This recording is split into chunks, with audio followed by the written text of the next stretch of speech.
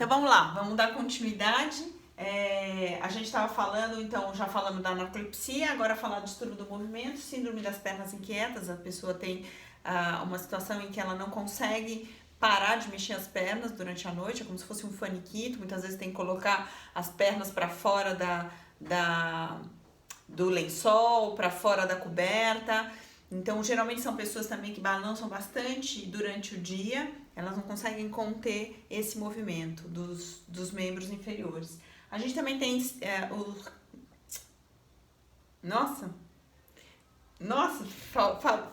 faltou agora exatamente o termo técnico, mas eu falo para vocês o que é o fenômeno.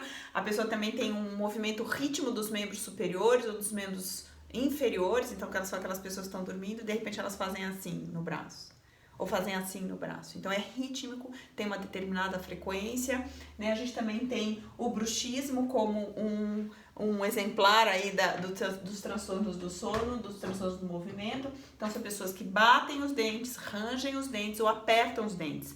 O bruxismo pode acontecer de dia e pode acontecer de noite. E aí ele precisa usar uma placa, sim, o dentista precisa fazer uma placa para poder criar uma proteção nesses dentes, porque aqui vocês não conseguem ver, mas o desgaste é bastante grande do dente. Não só tem uma questão de desgaste, mas também pode ter toda uma questão de irradiação dessa condição de pressão, de apertamento ou de ranger os dentes, irradiar para os nervos e criar uma condição de enxaqueca, essa dor de ATM. Está bastante associada também com o bruxismo, né? E o bruxismo tem bastante associação também com o estresse. Então é onde também o psicólogo pode entrar em ajudar a aliviar a carga de estresse que pode estar sendo inconscientemente despertada para essa região aqui da mandíbula e criando essa condição desfavorável, tá? Mas isso de forma alguma substitui o trabalho que o dentista tem que fazer aí de criar uma proteção, tá? A Léo tá perguntando sobre espasmos, né? Então, assim, tem mioclonia, né? A mioclonia é uma coisa normal que acontece durante o sono. Às vezes, quando a gente está iniciando o sono e a gente está, às vezes, até dormindo e sonhando, parece que a gente está subindo a escada e a perna falha, né? E aí a gente volta a dormir e a perna falha. Na realidade, você já está dormindo e aí você tem essa mioclonia, é algo que acontece aí no início do sono. O outro que eu falei é um movimento ritmo que acontece nas várias fases do sono. Então, não é uma coisa do início do sono, tá ok? É a diferença. E insônia, vamos para... o transtorno do ritmo circadiano, só um pouquinho antes, são pessoas que elas têm um ritmo biológico que está em desarmonia com o ritmo social. Tanto ela pode ser, como eu falei para vocês, a questão do matutino, do vespertino, que não é um transtorno do sono, mas quando a pessoa vive uma condição social em desajuste com o ritmo dela biológico, isso sim pode ser um transtorno, porque ela acaba tentando acompanhar o ritmo social e ela tem muita dificuldade. Então é importante criar instrumentos aí, usar de ferramentas para poder dar uma ordenação mais próxima do social. Então é nesse momento que, por exemplo, a gente dá melatonina para um indivíduo vespertino e que tem que entrar no trabalho mais cedo. É a hora que você vai fazer o uso da melatonina para dar essa informação temporal um pouco mais precoce do que espontaneamente o corpo dele oferece para ele, é mais tardio. Então você dá a melatonina mais cedo para ele ter essa informação temporal e iniciar o sono mais cedo. E fora isso, tem recursos para de manhã ele ser submetido à fototerapia, ele ter atividades físicas, procurar também se expor à luz do sol, para ele poder trazer um pouquinho antecipado o ritmo dele, né? E a mesma coisa a gente faz para matutino, quando ele precisa avançar mais o horário, a gente também cria estratégias para isso, né? Então, nisso o psicólogo entra bastante forte de criar essa organização. Agora, fora essas duas condições, que não é um transtorno, mas pode ser um transtorno na vida da pessoa, quando ela está nesse desalinhamento, a gente tem situações de pessoas que têm um ritmo mais difícil, mais caótico. Então, tem pessoas que têm um ritmo irregular, é muito difícil, ela não tem um ritmo de 24 horas, às vezes ela faz mais, às vezes ela faz um ritmo menor do que 24 horas. E tem pessoas que estão em livre curso. O que é livre curso? Apesar delas receberem todas essas informações temporais o próprio organismo dela tem uma tendência a se expressar num ritmo superior a 24 horas ou inferior a 24 horas. Então ela sempre está dormindo em desalinhamento. Uma noite ela dorme um pouquinho mais cedo, outra noite um pouquinho mais cedo, outra um pouquinho mais cedo, ou o contrário. Uma noite ela dorme um pouquinho mais tarde, outra um pouquinho mais tarde, depois um pouquinho mais tarde. Então, para isso, pode passar o próximo. A gente tem... pode passar? A gente tem um... Pode passar. A gente tem aqui um actímetro, né? A gente usa bastante isso. Um actímetro que é como se fosse um reloginho que a pessoa coloca no pulso e ele tem um acelerômetro. E ele também recebe a informação de luz para saber qual a fração de luz que ela está exposta, sobretudo a luz azul, né? Tem essa informação é importante, a temperatura externa, a temperatura interna, e ela é monitorada ao longo de 24 horas por vários dias seguidos. Eu particularmente gosto de fazer em 30 dias, que aí a gente pega um espectro maior aí de ritmo, vigília, sono dessa pessoa, e aí a gente pode monitorar e saber se ela está tendo um ritmo regular, um ritmo irregular, um livre curso e criar uma condição de ajuste. Lembrando que essas questões de ritmo estão muito associadas com transtornos psiquiátricos. Então, regular o ritmo é extremamente importante. Avaliar o sono, avaliar o ritmo biológico de quem tem um transtorno psiquiátrico é essencial para a gente poder criar uma condição básica de sono que não seja o gatilho do problema psiquiátrico da pessoa, ok? Isso é uma pergunta de qual a diferença do transtorno do ritmo circadiano para o fenômeno do jet lag social.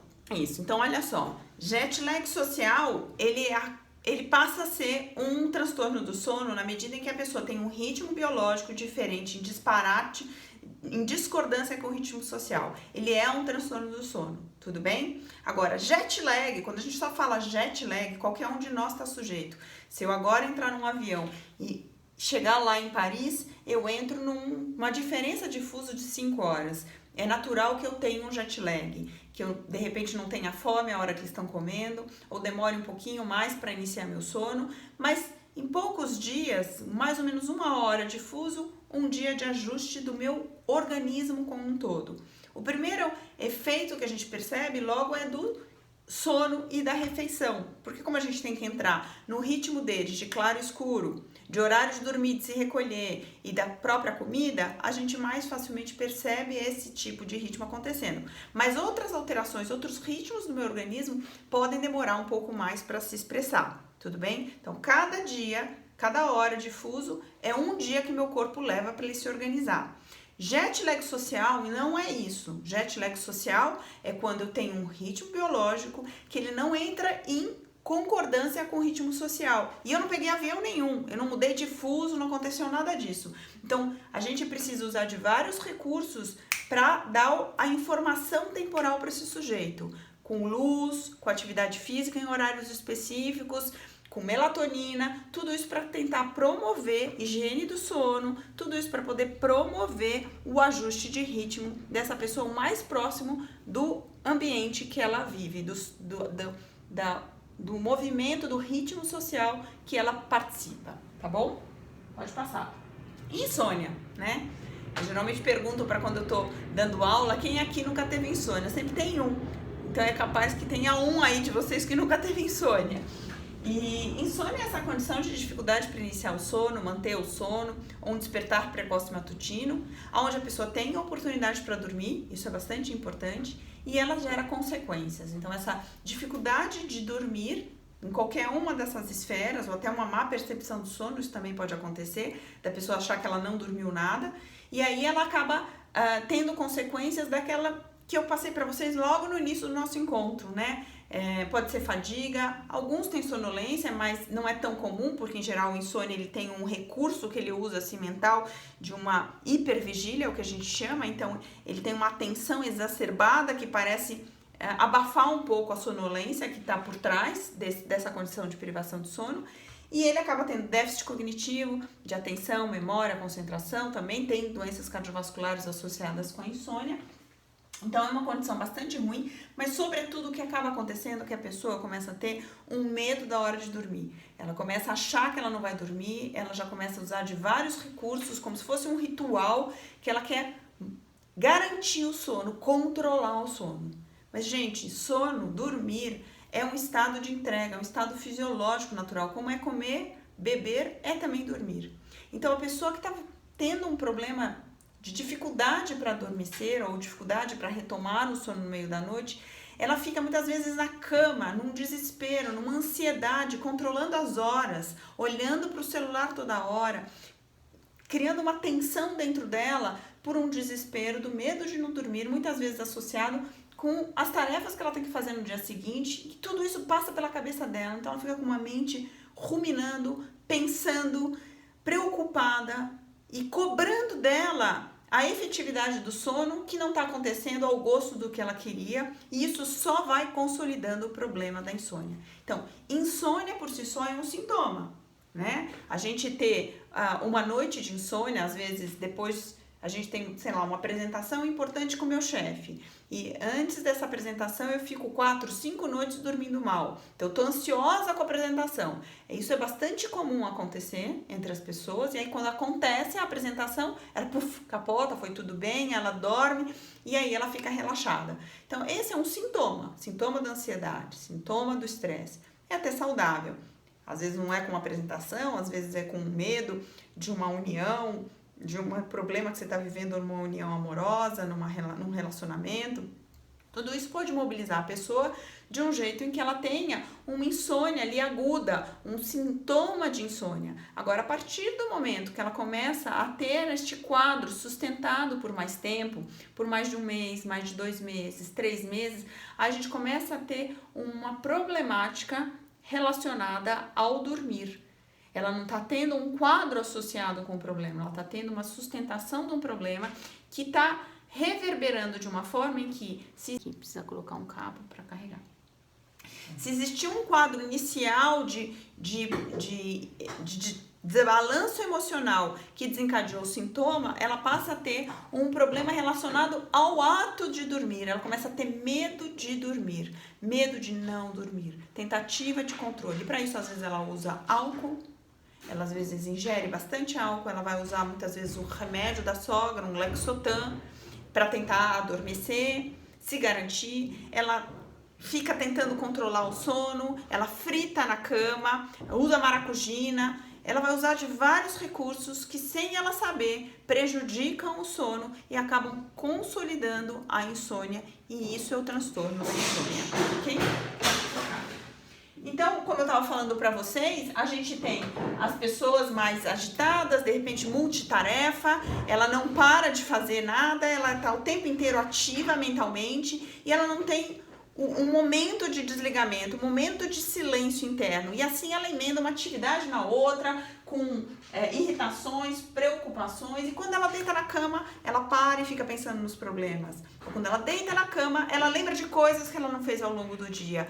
Então ela começa a ficar num estado de muita agitação mental. Isso é bastante comum no insônia, e isso é algo que o psicólogo precisa ter muita atenção para ajudar essa pessoa a entender que as pausas são importantes, que a conexão interna é importante, que o que está disparando ela para ficar num estado ansioso não é só o volume de trabalho, mas são os medos que ela possa ter associado à não performance, a não aceitação, a um não pertencimento, a uma não promoção. E tudo isso é um trabalho que está junto com a insônia, para a gente poder não só criar condição de sono favorável, mas aquilo que dispara, que é o gatilho emocional do desalinhamento interno dessa pessoa. Controle de horas, muitas vezes a pessoa que tem insônia, como eu falei para vocês, ela tem um banco de horas de débito, né? Quando a gente pega ainda jovens, é muito comum eles colocarem o snooze, e eles ficam às vezes colocando 40 minutos de snooze, e aí ao invés de eles acordarem nos últimos minutos que estão ali mais próximos, sei lá, 5 minutos de intervalo entre o primeiro e o segundo alarme para eles acordarem e terem um sono mais contínuo, eles põem 40 minutos, então eles ficam interrompendo o sono e criando uma fragmentação, às vezes que eles podem estar num sono REM, num sono importante ali para eles, e eles cortam, e isso também cria uma situação de privação do sono. É muito comum também em insônia usar a cama para discutir com o marido, brigar, ou tratar questões importantes, ou comer, ou usar o quarto e fica dormindo. Então também a gente acaba criando nesse comportamento uma associação do ambiente de dormir com atividades da vigília. Então, também isso é algo que consolida a insônia. O uso de equipamento eletroeletrônico, os celulares, né? Bastante higiene do sono fala sobre a questão dos celulares, do iPad, computador. E isso a gente pede para evitar, porque esses equipamentos têm muita fração de luz azul, né? A luz azul que dá esse impulso da nitidez da tela, porque ela é uma luz rápida, e com isso a gente recebe o estímulo fisiológico da luz, que vai dar para nós a informação de que é dia, porque o cérebro da gente está sintonizado com o claro escuro da luz solar. Então, se eu coloco uma luminosidade artificial, que é uma luz azul, o meu cérebro entende que é dia, e com isso eu também posso ter esse estímulo fisiológico e inibir o início do sono, porque eu vou inibir a secreção da minha melatonina. E fora isso, quando você está ali vendo o Facebook, você pode ter estímulos cognitivos, estímulos emocionais. Seja porque eu estou vendo meu ex-namorado que está com uma moça nova, e isso pode me deixar agitada, triste, preocupada, enciumada, seja porque de repente eu estou aproveitando aquele momento, já que eu estou acordada, eu vou ver uma passagem aérea para as minhas férias, e nisso eu começo a surfar mais na internet, e eu nem percebo o tempo, e vou tendo um estímulo cognitivo de me manter acordada, né? Então, é muito importante a gente também fazer essa recomendação na insônia, de não fazer uso desses equipamentos. E tudo isso aqui faz parte da gente poder orientar o paciente. O paciente com insônia muitas vezes se enche de muita cafeína, bebe cafeína para poder manter-se acordado, porque ele está fadigado, ele está cansado, ele está com dificuldade de concentração, então ele bebe muito estímulo, né? Muita cafeína, que pode estar no chá verde, chá mate, chá preto, que cria uma estimulação do sistema nervoso central e pode atrapalhar o início do sono também à noite, fora o fato dele deixar essa pessoa agitada. Pode passar. Então, quando a gente fala em insônia, a gente tem que pensar que é um problema de 24 horas. Não é só um problema da hora de dormir. O paciente com insônia, ele quer, tocar ali o botão no turn off, e ele acha que é turn on, turn off. E não é turn on, turn off. O sono, como eu estava falando para vocês, é um processo de entrega, é um processo de silenciamento, é um processo de entrar em contato consigo mesmo. E aí a própria sonolência vai se manifestando, porque manter-se acordado ao longo do dia é um processo de gasto energético altíssimo para o organismo. Então esse gasto energético que está se acumulando ao longo do dia, ele vai sozinho criando a condição da pressão de sono. E como a gente tem um ritmo biológico, lembra que eu falei para vocês do ritmo da temperatura, que sono-vigília é um ritmo do organismo, esse ritmo ele tem propensão ao dia, propensão ao sono, propensão ao dia, propensão ao sono. Então, quando esse ritmo está na tendência da propensão ao sono, e a gente está já com as horas todas do dia corrido, com esse acúmulo, esse desgaste energético da própria sustentação da vigília, o pico desse gasto energético da sustentação da vigília, com a tendência do ritmo circadiano na tendência ao sono, é o que faz a gente dormir. Só que o indivíduo insone está tão acelerado que é como se ele abafasse essa pressão de sono, ele abafasse essa tendência ao sono, porque ele está até também com não só uma aceleração da cabeça e uma mente que não para, mas ele também está com medo de dormir, com medo de ir para a cama e não adormecer. Então ele acelera ainda mais a mente dele, controlando milimetricamente tudo o que está acontecendo ao longo daquela noite para ver se ele vai ou não vai dormir, para ver se ele toma um pouco mais do remédio ou ele não toma um remédio. E assim ele vai monitorando minuto a minuto o que está acontecendo, ou 20 a 20 minutos o que está acontecendo, porque quando eu falo monitoramento é isso mesmo, ele pega o celular e ele monitora. O paciente com insônia muitas vezes descreve o horário que as coisas acontecem no meio da madrugada dele, e isso tudo só revela a ansiedade em relação ao sono, ok? As pessoas perguntaram. Pode mudar a página. Do ponto de vista da TCC, esses pensamentos automáticos são bem importantes. Sim. E qual é a outra pergunta? É a mesma? E a Glauci perguntou se acontecerá outros, né? Imagino que seja outros eventos. Outros eventos como esse? A gente já fala daqui a pouco, Glauci. Sim, a gente está pensando em fazer outros e espero que essa pergunta seja porque você esteja gostando, né? E sim, a TCC ajuda bastante sobre isso. E aqui eu vou até mostrar, eu vou falar um pouquinho da TCC para vocês. Então esse é um gráfico que ele mostra os fatores predispositores, né? São várias teorias que descrevem a insônia. O Spillman tem um modelo conceitual que é muito utilizado, que teria um nível, que é esse nível aqui que está em todas essas barras, um nível de predisposição. O que é a predisposição para insônia? Ser mulher, né? A mulher tem uma tendência maior, um fator predisponente a ter insônia. Existe uma questão, então, da ordem do estresse, de você já ter tido episódios de insônia previamente. Depressão pode ser um fator predisponente. E também tem estudos mostrando uma questão do ponto de vista da genética também. Mas, sobretudo, nós aqui psicólogos, eu acho que esse ego mais fragilizado, essa falta de estrutura, a falta de autoconfiança, a ansiedade que tem por trás um medo do viver. Eu acho que isso daí é o que cria aí um arcabouço, um espaço de assentamento da insônia. Agora, a pessoa desenvolve a insônia, porque qualquer um de nós pode viver uma situação que de fato traz insegurança. E com isso você tem os fatores precipitadores da insônia. Uma ruptura amorosa, a perda de um emprego, de repente uma dívida que você acaba contraindo, uma situação qualquer que traz um certo desarmonia dentro de você, uma insegurança, e aí você manifesta a insônia. A tendência é a gente aprender a organizar isso, né? Com o tempo, ou você acaba compreendendo aquela ordem de afetação, o que é que você criou para aquela circunstância desfavorável e aprende a lidar com aquilo, ou você acaba sustentando isso por mais tempo, porque essa situação, de repente, é maior do que a sua capacidade de lidar com aquilo naquela fase da sua vida, e com isso você começa a desenvolver o medo de dormir, que é aquilo que eu estava descrevendo para vocês. O controle com o medicamento, ou a tentativa de controle com álcool para tentar induzir o sono. Tem muita gente também que usa maconha e ela vai controlando, monitorando as horas, e isso já começa então a criar o repertório dos fatores perpetuadores da insônia.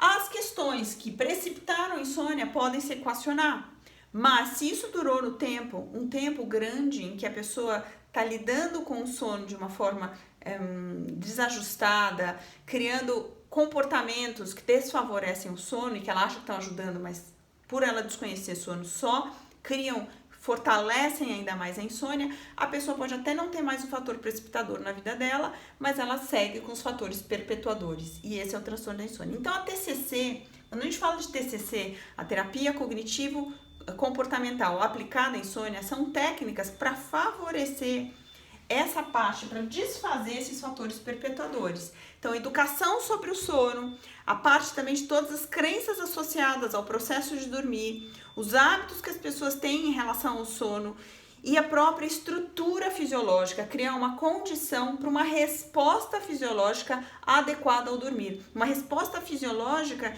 que até criar uma organização nessa agenda de sono, criar uma condição em que o corpo responda, porque não existe nenhum problema no cérebro dessa pessoa, né? Insônia, muitas vezes o insônia adoraria ter um problema cerebral, ele não quer assumir, ele não consegue enxergar o que ele cria para ele. Então ele gostaria de ter um problema cerebral, não existe. O cérebro tá bom e tá intacto e tá funcionando bem.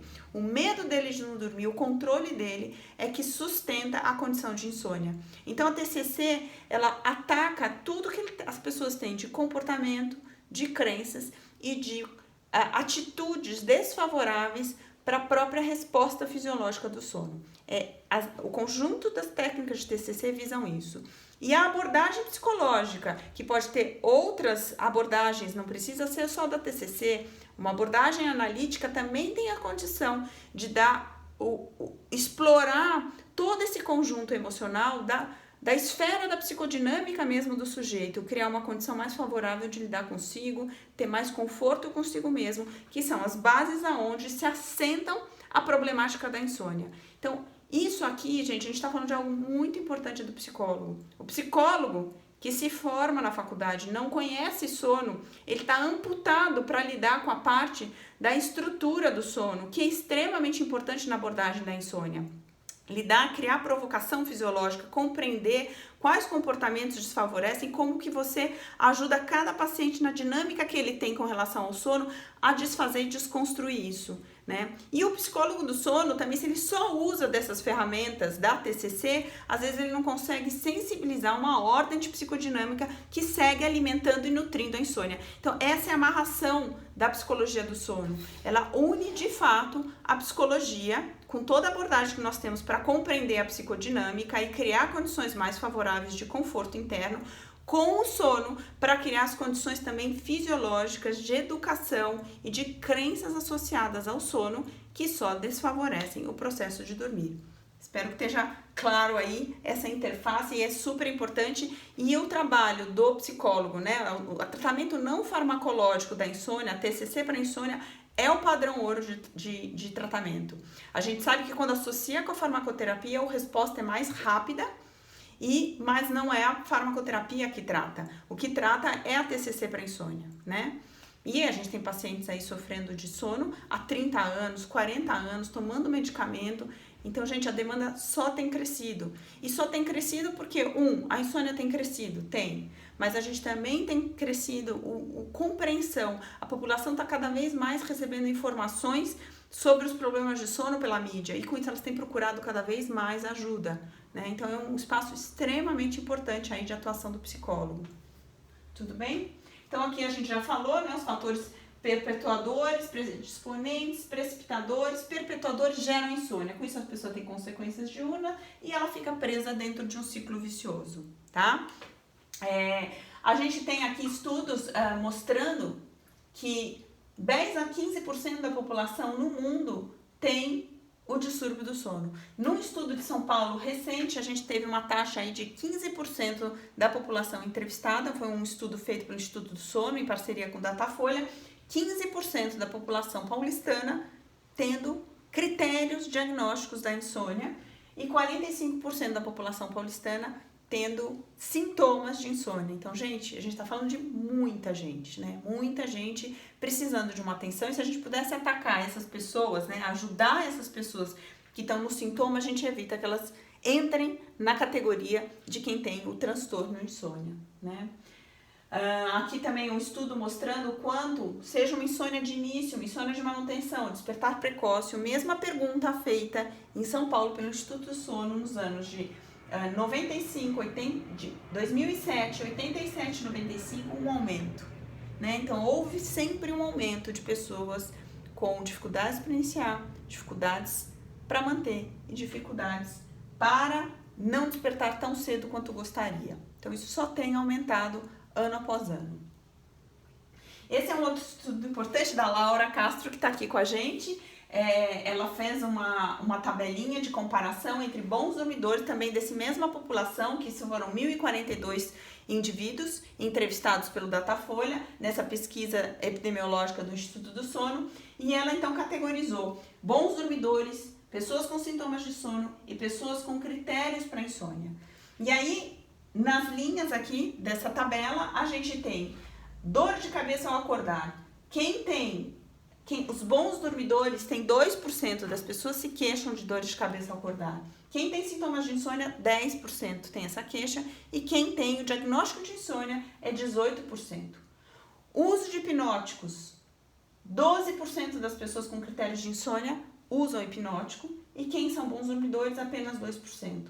E olha aí, gente, olha isso, sintomas de ansiedade ou depressão detectados pelo questionário Beck de ansiedade, pelo questionário Beck de depressão. Então, presença de sintomas de ansiedade e depressão está presente nos bons dormidores em 8% dessa população. Quando a gente pega quem tem sintomas de insônia, 18% deles tem sintomas de ansiedade e depressão. E quem tem diagnósticos de insônia, 38% deles tem sintomas de ansiedade e depressão. Então, olha aquilo que eu falei para vocês lá no início do nosso encontro. A associação é bastante grande entre ansiedade, depressão e insônia. Tanto um pode levar para o outro, quanto o outro pode levar para um, né? Então, é uma associação, não é uma causa, né? Quem tem insônia pode ter ansiedade e depressão. Quem tem ansiedade e depressão aumenta o risco de ter insônia, né? Risco para hipertensão também presente, né? E também a gente vê aí a idade de 20 a 49 anos, que é a idade também aí de uma população ativa que tem mais chance aí de ter a insônia. Parece que tem alguém querendo perguntar alguma coisa aí, a Castro. Acho que Sim, essa live ficará salva. Isso mesmo, tá? Legal. Muito bem. Pode passar. E aonde entra o psicólogo, né? Cada um aí, eu acho que eu já vim falando um pouco aonde entra o psicólogo, já vim falando dessa amarração. E pode passar? Pode passar? Eu acho que vocês devem estar percebendo quantos conhecimentos são importantes para intervir em sono e quanto isso nos falta quando a gente faz a faculdade de psicologia.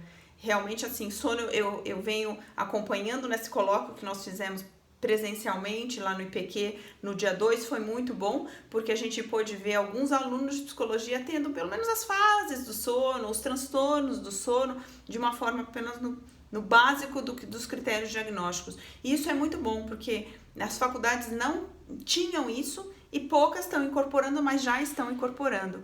Até aqui a gente tem nesse grupo da Comissão da Psicologia da ABS que eu falei para vocês, a gente tem 2 que são professoras universitárias e que elas já vêm há muitos anos incorporando isso na graduação, na pós-graduação, junto com os alunos de psicologia.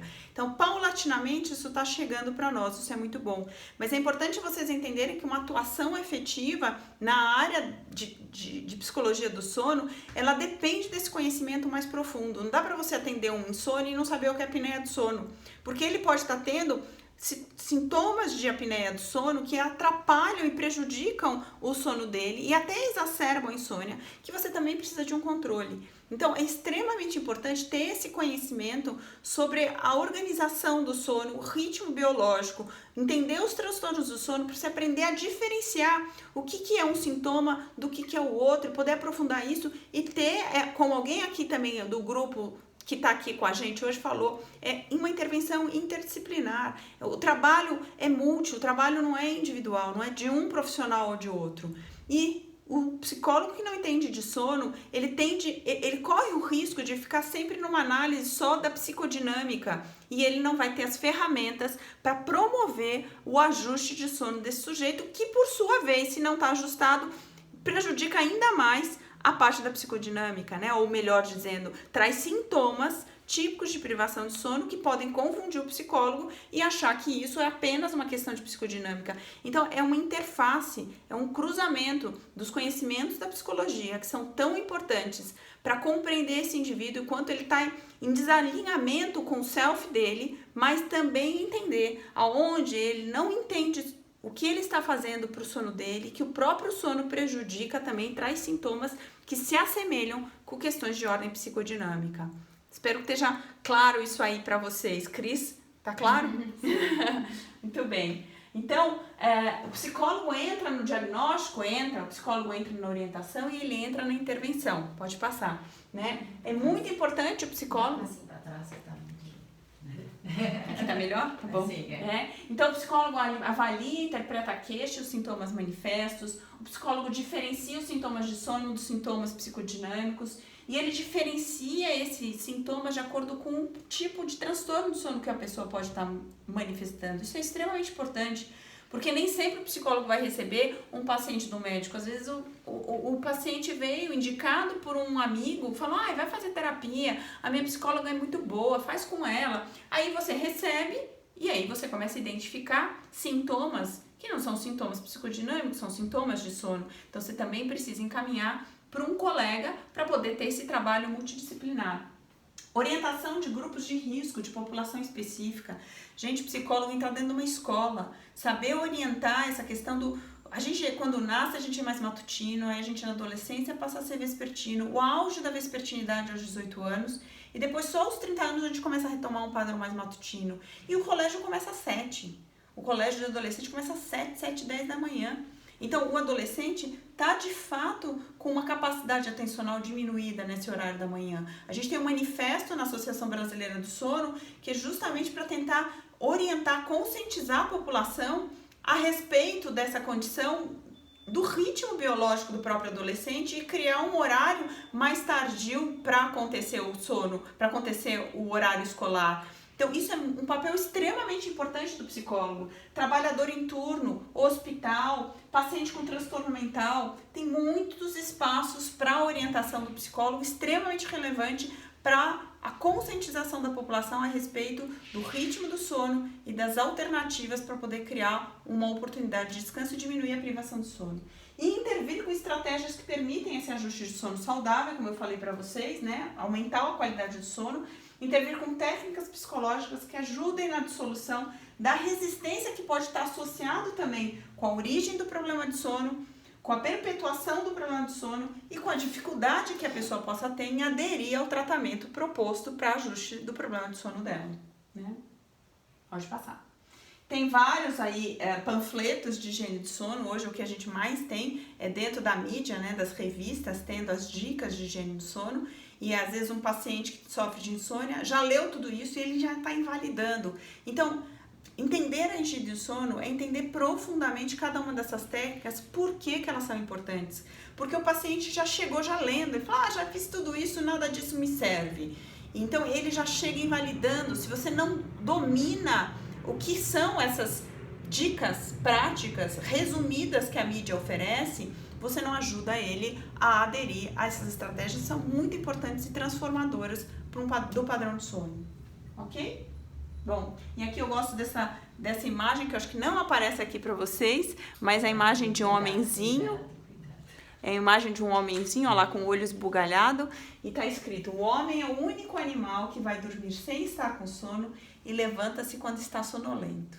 Então, mostrando o quanto o homem está aí totalmente alienado ao processo interno da tendência de dormir ou de estar acordado, e está muito mais seguindo um relógio, e ele vai dormir porque a hora diz para ele que é melhor ele descansar, porque amanhã ele tem uma rotina de várias coisas para fazer. Então, gente, quero agradecer aí vocês, a presença de vocês. Eu quero agradecer bastante aí também o IPQ pela oportunidade da gente fazer esse colóquio, a ABS o apoio, a doutora Rosa Razan, que é a coordenadora do ambulatório lá do IPQ e que também tem dado bastante apoio a toda a equipe do ambulatório do sono, desenvolvendo muito esses profissionais de saúde. A gente tem um curso que a gente está fazendo de formação e capacitação em psicologia do sono, que vai acontecer no IPQ. São 6 módulos, os módulos acontecem nos finais de semana, apenas o último módulo que pega alguns dias da semana. É um curso teórico-prático, onde a gente vai ter as pessoas podendo atender os pacientes ali no próprio ambulatório do IPQ, com supervisão da Renata Rafi, que é nossa grande psicóloga do sono que atua com crianças. Tem a Renata Kreiser também, que vai fazer a parte da abordagem das crianças, de bebês, né, de orientação de sono de bebês. Eu vou fazer a parte do sono dos adultos. Então é um curso para você sair de lá conhecendo o sono e manuseando o sono junto com os pacientes, né? É um trabalho bastante importante e de muita necessidade. Os médicos não têm recursos para mandar. Eu volta e meia eu recebo mensagens de médicos de outros estados ou de outras cidades perguntando se tem psicólogo do sono na região dele. Então, atenção a isso aí, que eu acho que é uma oportunidade de trabalho. Você que gosta de trabalhar em consultório, tem aí um campo bastante fértil para esse trabalho, né? Então, eu queria aproveitar e lembrar vocês que a gente vai estar disponibilizando esse vídeo que a gente gravou agora, e se vocês puderem, então, se cadastrar no bio, poder colocar o nome de vocês, que aí vocês podem também receber isso. Avisem para os colegas de vocês que de repente não puderam entrar aqui hoje com a gente, se eles se interessarem, para poderem também baixar e assistir, conhecer o sono, porque tudo que a gente precisa é de mais gente podendo cuidar aí dessa população necessitada para organizar o sono e ter uma vida saudável e feliz, certo? Muito obrigada aí pela presença de todos, muito bom, parabéns pelo colóquio, muito bom ler isso também, viu? Eu fiz a minha inauguração aqui,